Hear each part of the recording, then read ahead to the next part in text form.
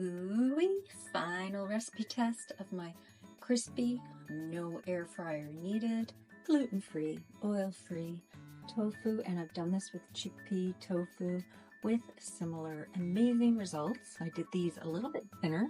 Look at that. It's almost got like a little puff. Look at that. Check that out.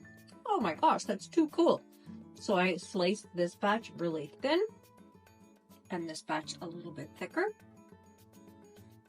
They're both amazing. It's just preference. So you guys are gonna want this recipe. Now that, are you okay down there? Yes, hello. Someone else wants to. I know, sorry. Now that it's finished, it's going to be coming to my site really soon, so comment below to get the recipe to your inbox.